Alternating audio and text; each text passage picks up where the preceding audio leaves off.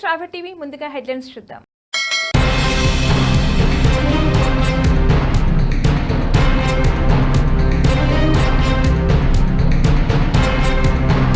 అనంతపురం జిల్లా కళ్యాణదుర్గంలో వైసీపీకి మరో బిగ్ షాక్ తగిలింది. బీసీ సామాజిక వర్గానికి చెందిన వైసీపీ సీనియర్ నాయకుడితో పాటు వైసీపీ ఎంపీటీసీ మరో ముగ్గురు వైసీపీకి రాజీనామా చేసి తెలుగుదేశం కండువా కప్పుకున్నారు. కళ్యాణదుర్గం నియోజకవర్గంలో జరుగుతున్న అభివృద్ధిలో తాము కూడా భాగస్వాములు అవ్వాలనే ఉద్దేశంతోనే తెలుగుదేశం పార్టీలోకి బీసీ నాయకుడు కురుబ దొరస్వామి, వేపలపర్తి ఎంపీటీసీ నాగభూషణం, కనకూరు రవి, పోలేపల్లి వడ్డే తిమ్మప్ప, బొబ్బరపల్లి ఆనంద్లు పెద్ద ఎత్తున అనుచరులు నాయకులతో కలిసి బైక్ ర్యాలీగా వచ్చి ఎమ్మెల్యే అమిలినేని సురేంద్రబాబు చేతుల మీదుగా ప్రజావేదికలో పసుపు కండువ కప్పుకొని తెలుగుదేశం పార్టీ తీర్థం పుచ్చుకున్నారు.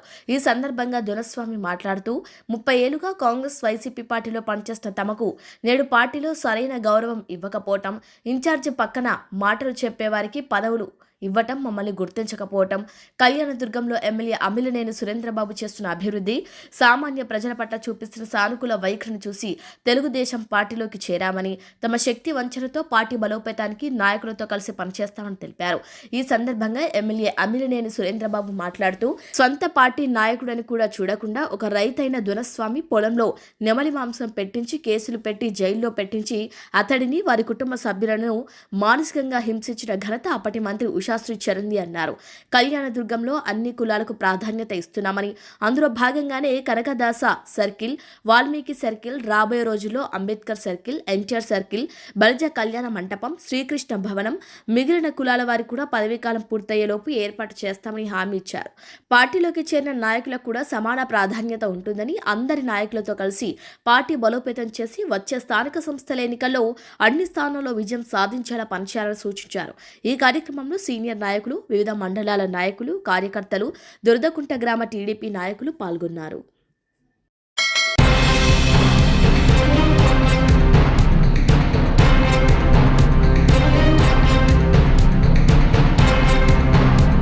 ములుగు, వెంకటాపూర్, నర్సాపూర్ మూల మలుపు వద్ద రోడ్డు ప్రమాదం చోటు చేసుకుంది. ఎస్ఐ చల్లా రాజు తెలిపిన వివరాల ప్రకారం భూపాలపల్లి సింగరేణిలో పనిచేస్తున్న అల్వాల దేవిందర్ తన సొంత గ్రామమైన నర్సంపేట గురిజాలకు ఓటు వేసేందుకు వచ్చి తిరిగి వెళ్తున్న క్రమంలో కారు అదుపు తప్పి పల్టీ కొట్టింది.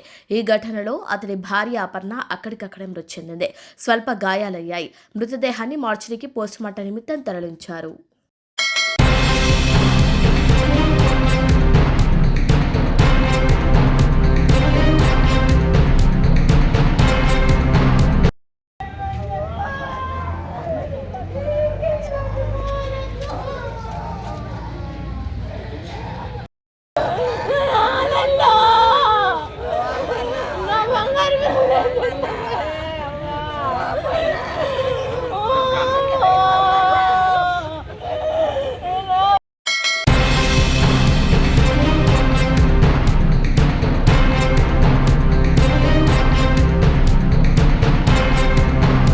ఆదోని జిల్లా కావాలంటూ ఆలూరులో జర్నలిస్ట్ యూనియన్ ఏపీయూడబ్ల్యూజే చేపట్టిన రిలే నిరాహార దీక్షలకు సంపూర్ణ మద్దతు తెలిపారు ఆలూరు బీజేపీ నేతలు.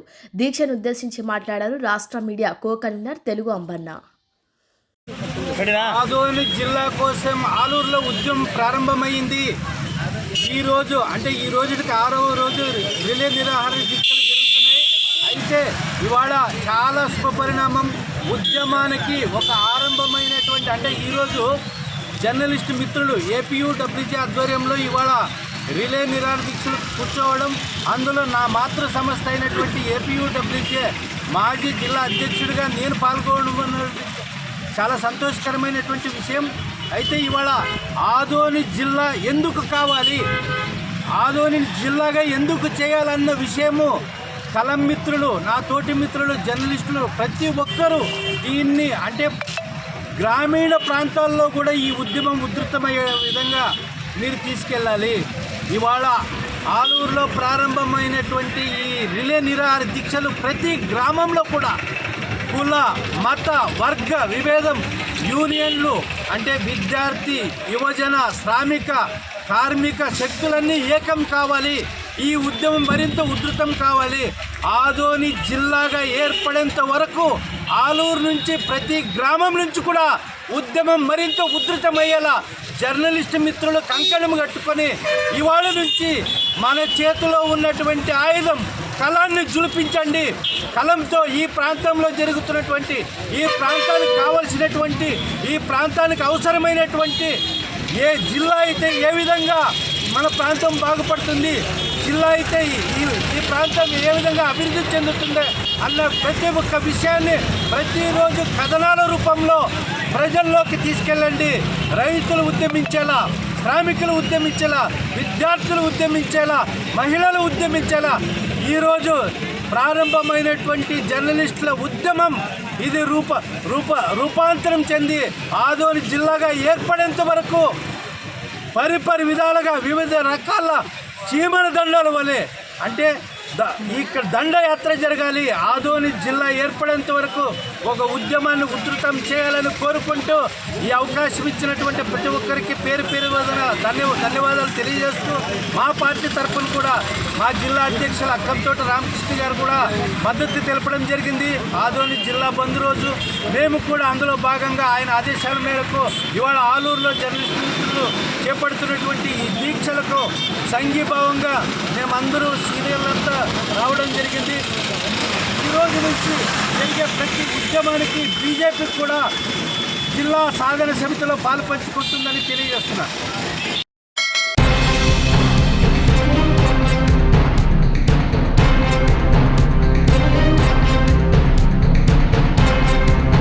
విజయవాడ ఇంద్రకీలాద్రి శ్రీ దుర్గా మల్లేశ్వర స్వామి వారి దేవస్థానంపై నిర్వహించిన విలేకరుల సమావేశంలో ఈవో సీనా నాయక్, చైర్మన్ బొర్రా గాంధీ పాల్గొన్నారు.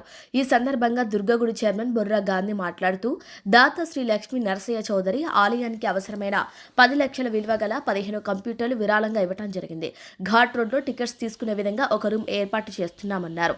ఆలయ ఈవో సీనా నాయక్ మీడియాతో మాట్లాడుతూ భవానీ దీక్ష 2025 మొబైల్ యాప్ ఈ ఏడాది భవానీ దీక్షల సమయంలో భక్తులకు మార్గనిర్దేశనం చేసేందుకు ఒక ప్రత్యేకమైన మొబైల్ అప్లికేషన్ను ప్రారంభించాము. ఈ యాప్ ద్వారా భక్తులకు దర్శన సమయాలు, ప్రసాద కౌంటర్ల వివరాలు, రద్దీ సమాచారం మరియు 9 కిలోమీటర్ల గిరి ప్రదక్షిణ మార్గం గురించి ఎప్పటికప్పుడు సమాచారం అందించబడింది.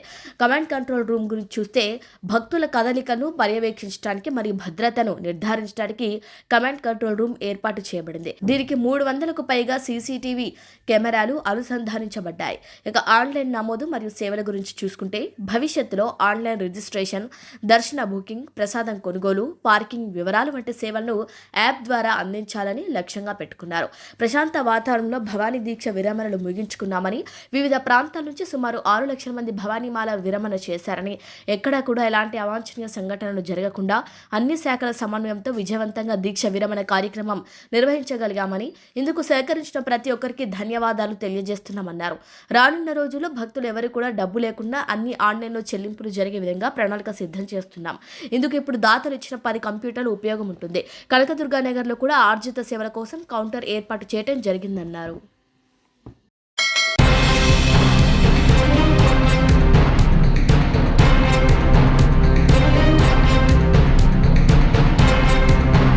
ఆత్మకూరు మండలం జూరాల పుష్కర్ ఘాట్ వద్ద విచిత్రమైన సంఘటన చోటు చేసుకుంది.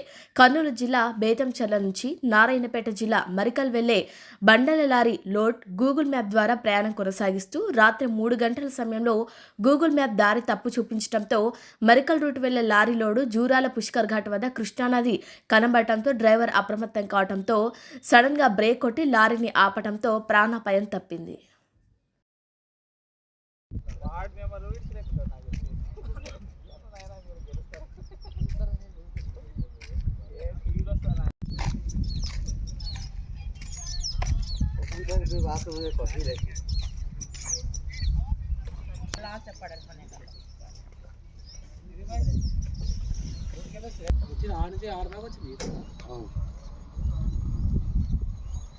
మిషన్ తీసుకుపోయి కింద పెట్టింది ఇంకోటి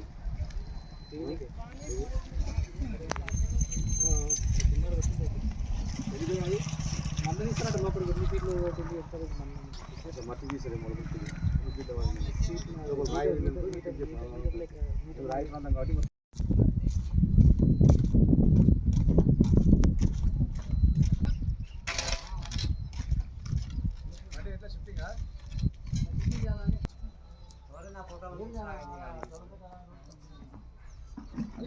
జిల్లా పెట్టింది దానికి మరికెళ్ళి మొత్తం జిల్లా డ్యామ్ పెట్టింది జిల్లా డ్యామ్కి వెళ్ళడానికి వచ్చింది జిల్లా డ్యామ్ మరికెళ్ళినా మొత్తం లేదు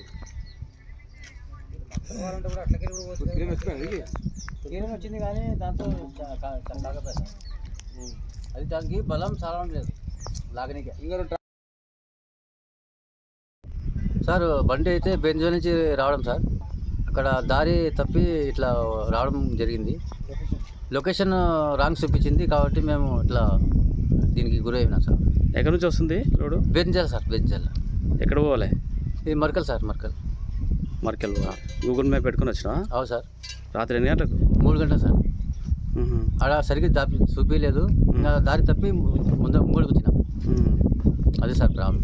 ఓకే ఓకే. అయినా బండి కూడా బ్రేక్ ఆడనే కొట్టిన నేను. కొడితే బండి జారుకుంటూ వచ్చి ఇక్కడ అదొక ఆగింది. ఓకే సరే సరే, మంచిది బతికిన.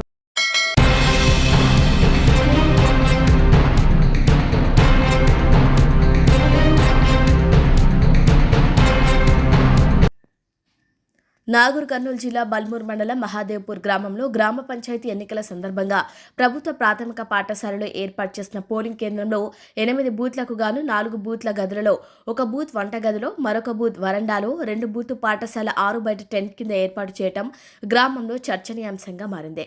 ఈ గ్రామంలో బాల్య విద్యాభ్యాసం చేసి వివిధ హోదాలో ఉన్న సైతం గ్రామానికి సరిపడా పాఠశాల గదులు లేకపోవడం బాధాకరంగా ఉందని గ్రామస్తులు ఆవేదన వ్యక్తం చేస్తున్నారు. ఇప్పటికైనా ఎన్నికల్లో గెలుపొందిన ప్రజాప్రతినిధులు గ్రామంలో నూతన పాఠశాలను అన్ని వసతులతో కూడిన వనరులు ఏర్పాటు చేయాలని గ్రామస్తులు డిమాండ్ చేస్తున్నారు.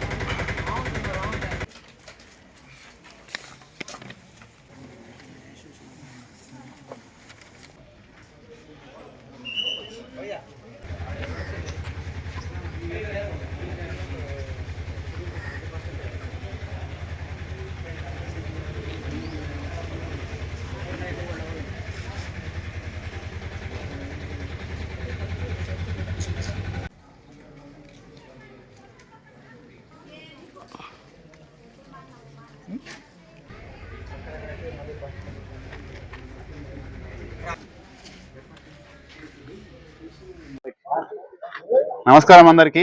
నా పేరు నార్మల్ల మహాదేవ్. నేను పిహెచ్డి రీసెర్చ్ స్కాలర్ని. నాది ఇదే గ్రామం, ఈ మహాదేవ్పూర్ గ్రామం. ఇది బల్మూర్ మండలం, నార్కర్నూల్ డిస్టిక్ట్. అయితే నేను ఒక ఓటర్గా, ఈ గ్రామ వ్యక్తిగా మాట్లాడేది ఏంటంటే, నేను ఇదే స్కూల్లో చదివిన, చిన్నప్పటి నుంచి ఇదే స్కూల్లో చదివిన. ఇక్కడ నుంచే నా మూలాలు స్టార్ట్ అయినాయి. నేను ఇప్పుడు పిహెచ్డి స్థాయికి ఎదిగినంటే నాకు ఈ స్కూల్ ఇచ్చిన అదృష్టం. ఇక్కడనే పడ్డ ఫౌండేషన్తోనే నేను అంత దూరం వెళ్ళినా. అంటే గవర్నమెంట్ స్కూల్, చిన్న స్థాయి స్కూల్ అయినా కూడా అక్కడ నుంచి చదువుకుంటే ఆ బేస్మెంట్ అనేది బాగుంటుంది అనేది ఒక నిదర్శనం. సో నాలాంటి వాళ్ళు ఇక్కడ సాఫ్ట్వేర్ ఎంప్లాయీస్ ఉన్నారు, గవర్నమెంట్ టీచర్స్ ఉన్నారు, గవర్నమెంట్ ఎంప్లాయీస్ ఉన్నారు. చాలా మంది డెవలప్ అయ్యారు.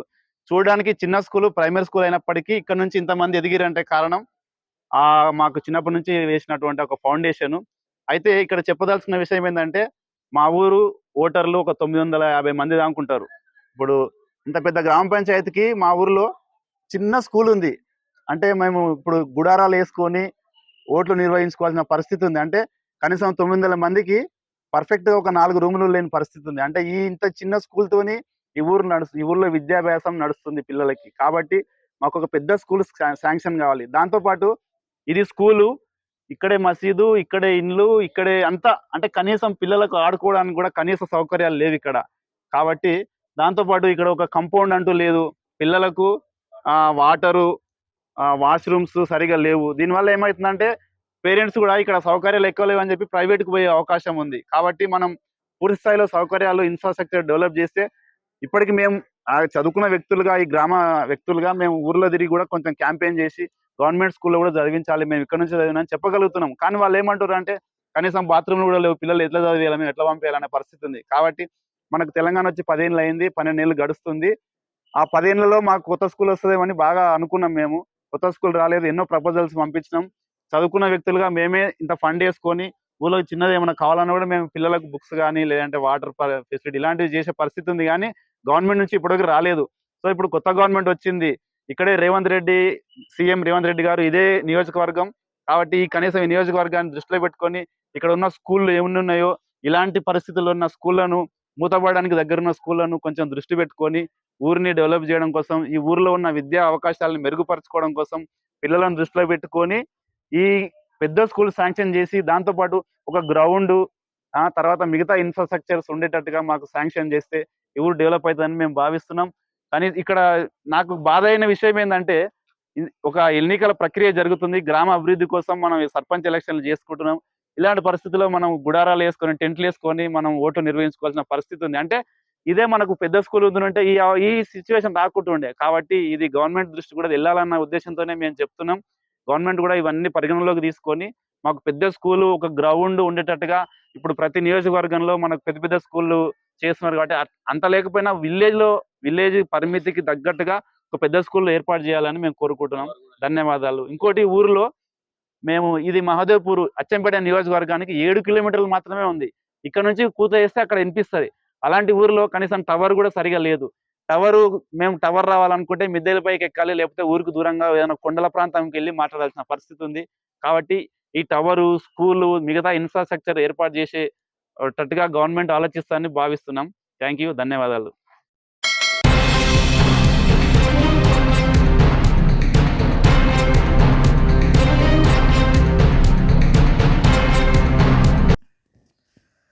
పీలేరు నియోజకవర్గ వాల్మీకిపురం కోనేటి వీధిలో కొలువై ఉన్న శ్రీ లక్ష్మీ కామేశ్వరి స్వామి ఆలయంలో మంగళవారం ఆలయ ప్రధాన అర్చకులు గోనవరపు శ్రీనాథ్ స్వామి 15 మంది బ్రాహ్మణుల ఆధ్వర్యంలో వేద పారాయణంతో శివకేశవుల ఆరాధన, కామేశ్వర స్వామికి మహన్యాసపూర్వక రుద్రాభిషేకం, శ్రీ మహావిష్ణు ఉత్సవ మూర్తులకు అష్టాక్షరి మంత్రంతో, లక్ష తులసి, బిల్వార్చన, పంచాక్షరి మంత్రంతో నిర్వహించారు.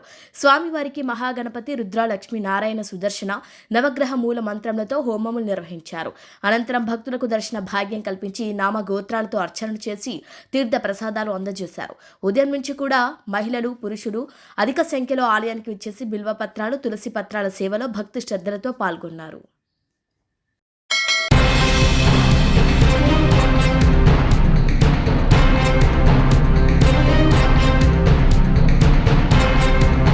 బులెటిన్ హెడ్లైన్స్ మరొకసారి. ఇవి వాళ్ళ బులెటిన్ అప్డేట్స్. కీప్ వాచింగ్ స్ట్రాబె టీవీ.